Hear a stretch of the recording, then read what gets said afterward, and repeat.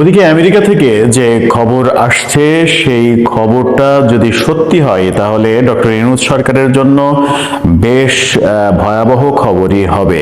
এরকম একটা ভিডিও সামাজিক যোগাযোগ মাধ্যমে ছড়িয়ে পড়েছে। ভিডিওতে বলা হচ্ছে ডোনাল্ড ট্রাম্প প্রশাসন বাংলাদেশের প্রধান উপদেষ্টা ডক্টর ইউনূস সহ 20 জন উপদেষ্টার বিরুদ্ধে স্যাংশন দিয়েছেন, অর্থাৎ নিষেধাজ্ঞা জারি করেছেন। এই তথ্য যদি শেষ পর্যন্ত সত্য হয় তাহলে সরকারের পরিণতি কোন দিকে যাবে সেটা খুব সহজেই অনুমান করা যায়। দেশে যখন বিশৃঙ্খল অবস্থার সৃষ্টি হচ্ছে প্রতিদিনই, ঠিক তখন এরকম একটা ভিডিও ছড়িয়ে পড়া।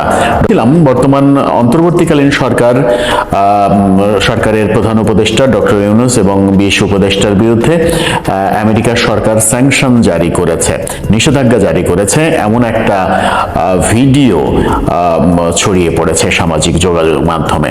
সেখানে দাবি করা হচ্ছে ডোনাল্ড ট্রাম্পের বিভিন্ন ভাষ্য, বিভিন্ন জায়গার বিভিন্ন ভিডিও জোড়া লাগিয়ে যে দাবি করা হচ্ছে সেটা হচ্ছে যে আমেরিকা সরকার বাংলাদেশের 21 জন উপদেষ্টার বিরুদ্ধে নিষেধাজ্ঞা জারি করেছে। যদি সেই নিষেধাজ্ঞা সত্য হয় তাহলে বাংলাদেশের এই সরকার আর কন্টিনিউ করতে পারবে না, তারা পদত্যাগ করবে, নতুন সরকার আসবে, এরকম পরিস্থিতি তৈরি হবে। যে ভিডিওটা ছড়িয়ে পড়েছে সেই ভিডিওতে ভারতীয় পত্রিকায় এনডিটিভির বেশ পুরনো একটা রিপোর্ট উল্লেখ করা হয়েছে, নভেম্বর মাসে প্রকাশিত একটা রিপোর্ট উল্লেখ করা হয়েছে। ডোনাল্ড ট্রাম্পের এক্স হ্যান্ডেলের বরাত দেওয়া হয়েছে, যদিও ডোনাল্ড ট্রাম্পের ব্যক্তিগত এক্স হ্যান্ডেলের বরাত দেওয়া হয়নি। তার যে official x handle, Donald Trump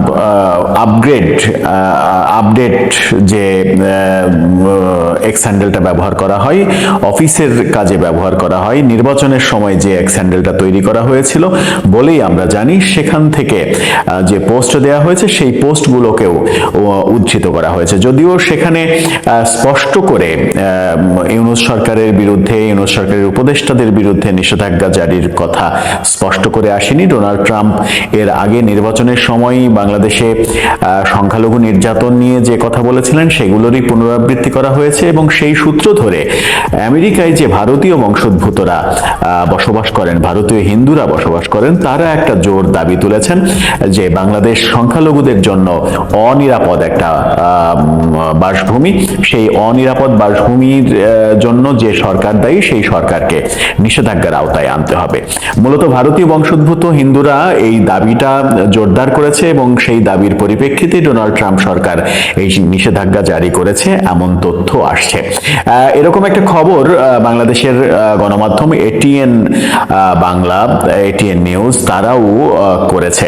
কিন্তু ফ্যাক্ট চেকিং সংস্থা রিউমার স্ক্যানার কি বলছে সেটা একটা গুরুত্বপূর্ণ বিষয়। রিউমার স্ক্যানার কি বলছে তার আগে দেশের দুটো পরিস্থিতি নিয়ে চলুন একটু কথা বলা যায়। গত 5 দিন ধরে মহাখালী অচল করা হয়েছে, অচল হয়ে পড়েছে তিতুমির কলেজের ছাত্রদের আন্দোলনের কারণে। তিতুমির কলেজ তারা বিশ্ববিদ্যালয় করতে চায়, বিশ্ববিদ্যালয় ঘোষণা না দেওয়া পর্যন্ত তারা আন্দোলন থামাবে না। আজকেও দেখা গেছে রেল লাইনের উপরে, মহাখালী রেল গেটে রেল লাইনের উপরে তারা শুয়ে আছে। সারা দেশের সঙ্গে রেল যোগাযোগ বন্ধ হয়ে গেছে ঢাকার। সেরকম অবস্থায় আজকে দুপুরের পরে সেখানে বেশ বিশৃঙ্খল অবস্থার সৃষ্টি হয়, ধাওয়া পাল্টা ধাওয়া, পুলিশের অ্যাকশন, এরকম ঘটনাও ঘটে। মহাখালী রীতিমতো একেবারে থমকে গিয়েছিল। ব্যক্তিগতভাবে আমি নিজেও মহাখালী ঠিক সেই সময় মহাখালী ফ্লাইওভারের উপরে উঠে যখন দেখি যে পুরো চারিদিকে মহাখালীর যে 3টা রাস্তা, 3টা বড় রাস্তা ফ্লাইওভার সহ, সেই রাস্তাগুলো একেবারে বদ্ধ হয়ে আছে। মাঝখানে রেলগেট এবং রেলগেট কেন্দ্র করে রাস্তাটা ব্লকেট করেছে ছাত্ররা। সেখানেই পুলিশের সঙ্গে তাদের ধাওয়া পাল্টা ধাওয়ার ঘটনা ঘটেছে। এই ঘটনা আরো কতদিন চলবে? গতকালকে আমরা দেখেছি যে বৈষম্যবিরোধী আন্দোলনে আহতরা গভীর রাত পর্যন্ত, প্রায় শেষ রাত পর্যন্ত প্রধান উপদেষ্টার বাসভবনের সামনে আন্দোলন করেছে। সেখানে সমন্বয়ক হাসনাত আব্দুল্লাহ যে অসহায়ের মতো কিছু বাণী ছেড়েছেন, সেখানে অকপটে গণমাধ্যমে প্রচার হয়েছে তার কিছু বাণী। সেই বাণীর মধ্যে শোনা গিয়েছে যে হাসপাতালে যে আহতরা আছে 99 জন একটা হাসপাতালে আছে, তার মধ্যে 50-60 জন নাকি সকালে নাস্তা করে সারা সারাদিন ঢাকা শহরে ঘুরে তারপরে আবার রাতে এসে ডিনার করে। এই কথা হাসনাত আব্দুল্লাহ নিজে বলেছেন। অর্থাৎ যারা আহত তাদের সঙ্গে সমন্বয়কদের বিরোধ আরো তুঙ্গে উঠেছে। এরকম পরিস্থিতি যখন চলছে তখন আওয়ামী লীগের আন্দোলনও চলছে, আওয়ামী লীগের লিফলেট বিতরণের কর্মসূচি চলছে, বিভিন্ন জায়গায় আওয়ামী লীগের সঙ্গে পুলিশের এবং জনতার সংঘর্ষের ঘটনা আমরা দেখেছি। সেই সংঘর্ষে অন্তত 8 জন আহত হওয়ার ঘটনা আজকে শোনা গেছে। এর আগে আমরা গতকালকে দেখলাম যে আওয়ামী লীগের সুজানগরের সভাপতি, তাকে পুলিশ গ্রেপ্তার করে নিয়ে যাওয়ার সময় জনতা, আওয়ামী লীগের লোকজন পুলিশের গাড়ি আটকে সেই চেয়ারম্যানকে, সভাপতিকে তারা ছাড়িয়ে নেয়, পুলিশের কাছ থেকে কেড়ে নেয়। এরকম ঘটনাও ঘটতে দেখা গেছে। ঠিক এরকম ঘটনা যখন ঘটছে তখন প্রধান উপদেষ্টার প্রেস সচিব আজকে ঘোষণা দিয়েছেন যে আওয়ামী লীগের লিফলেট বিতরণ করতে দেখলেই তাকে গ্রেপ্তার করা হবে। আওয়ামী লীগের লিফলেট বিতরণ করা একটা নিষিদ্ধ কাজ, সেই কাজ করলেই তাকে গ্রেপ্তার করা হবে এমন ঘোষণা দিয়েছেন। তো অনেকেই প্রশ্ন করছেন এই প্রধান উপদেষ্টার অতি উৎসাহী প্রেস সচিবকে যে আওয়ামী লীগকে কি আপনারা নিষিদ্ধ করেছেন? আওয়ামী লীগকে যতক্ষণ পর্যন্ত আপনারা নিষিদ্ধ না করছেন, তার কার্যক্রম যতক্ষণ পর্যন্ত আপনি নিষিদ্ধ না করছেন, ততক্ষণ পর্যন্ত রাজনৈতিক কর্মকাণ্ড করার অধিকার তো তার রয়েছে। সে লিফলেট বিতরণ করবে, আপনি তাকে অ্যারেস্ট করবেন কেন? যদি আপনার ক্ষমতা থাকে, আপনার আওতার মধ্যে যদি হয়, তাহলে আওয়ামী লীগকে নিষিদ্ধ করে দেন। আওয়ামী লীগকে নিষিদ্ধ করে দিলে তো আপনি দেশের অধিকাংশ মানুষের এই মুহূর্তে সমর্থন পাবেন। সেটা করছেন না কেন?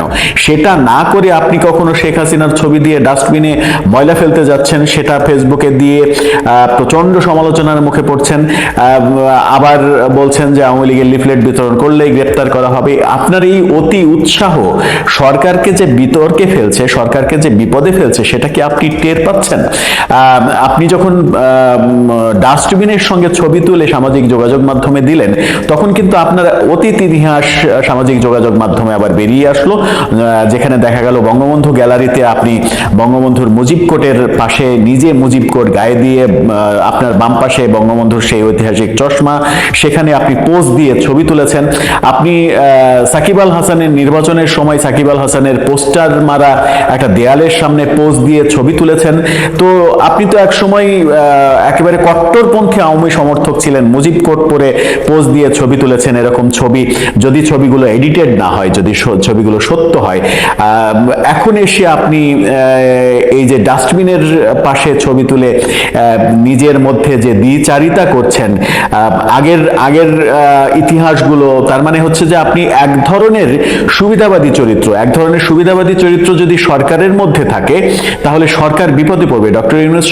ডক্টর ইউনূসের বিশ্বব্যাপী যে সুনাম রয়েছে, বাংলাদেশে হয়তো সেটা নেই বিভিন্ন কারণে। তিনি গ্রামীণ ব্যাংকের মাধ্যমে সুদের ব্যবসা করেন। সুদ বাংলাদেশের বেশিরভাগ মানুষ, 92% মানুষ যেহেতু মুসলিম ধর্মের, সুদ হারাম। সেই হারাম কাজটি তিনি, হারাম ব্যবসাটা তিনি করেন। এরকম অনেক সমালোচনা ছিল। এখন যদিও সেই সমালোচনা হয় না, এখন আর ওয়াজিরা ওয়াজ মাহফিলে ডক্টর ইউনূসের বিরুদ্ধে সুদের অপবাদ দিয়ে কোনো ওয়াজ করেন না, আগে করতেন। তো বিশ্বব্যাপী যিনি সমাদৃত, তার সরকারকে বিপদে ফেলছে এক প্রেস সচিব তার নিজের কর্মকাণ্ডে। আওয়ামী লীগকে নিষিদ্ধ না করা পর্যন্ত আওয়ামী লীগকে কর্মকাণ্ড করতে দিবেন না, এই ধরনের দ্বিচারিতা করা, এই ধরনের মানে কি বলবো যে স্ববিরোধিতা করা, সেই স্ববিরোধিতা কেন করছেন? কেন এই স্ববিরোধিতা করে সরকারকে আরো বিপদে ফেলছেন? এই প্রশ্ন কিন্তু অনেকে করছেন। এরকম পরিস্থিতি যখন চলছে, তখন প্রথম প্রসঙ্গে আবার ফিরে যায়। ডোনাল্ড ট্রাম্প বাংলাদেশের এই সরকারের 21 জন উপদেষ্টার বিরুদ্ধে নিষেধাজ্ঞা দিয়েছেন কি দেন নাই, সেই প্রসঙ্গে রিউমার স্ক্যানার, আলোচিত প্রতিষ্ঠান রিউমার স্ক্যানার, তারা বিভিন্ন ফ্যাক্ট চেকিং করেন। সেই রিউমার স্ক্যানার বলছে যে ভিডিওটি সামাজিক যোগাযোগ মাধ্যমে ছড়িয়ে পড়েছে, সেই ভিডিওটি ফেক ভিডিও, বিভিন্ন জায়গার ভিডিও ব্যবহার করে জোড়াতালি দিয়ে একটা ফেক ভিডিও বানানো হয়েছে। ডোনাল্ড ট্রাম্প প্রশাসন এখন পর্যন্ত এই ধরনের কোনো কথা বলেনি যে বাংলাদেশ সরকারের উপদেষ্টাদের বিরুদ্ধে নিষেধাজ্ঞা জারি করা হলো। তবে ডোনাল্ড ট্রাম্প সরকার এখনো বলেনি ঠিকই, কিন্তু এরই মাঝে অন্তত 20টি দেশের উপরে আমেরিকার যে নিষেধাজ্ঞা জারি হয়েছে তারই ধারাবাহিকতায় বাংলাদেশের উপরে নিষেধাজ্ঞা জারি হয়ে গেলেও কিন্তু অবাক হওয়ার কিছু থাকবে না, যখন ডোনাল্ড ট্রাম্প নির্বাচনের সময়ই বাংলাদেশে সংখ্যালঘু নির্যাতন সহ নানা অভিযোগ করে বসেছিলেন। সেই ক্ষেত্রে ডোনাল্ড ট্রাম্পের সঙ্গে যদি লবিং এ এই সরকার বিরোধীরা জিতে যায়, লবিং এ তারা যদি এগিয়ে থাকে, ভারত যদি লবিং করে, তাহলে বাংলাদেশের উপরে একটা খাড়ার ঘা এসে পড়তেও পারে, সেটা বাংলাদেশের বর্তমান অন্তর্বর্তীকালীন সরকারের উপরে। তবে প্রত্যাশা সেরকম কিছু না হোক।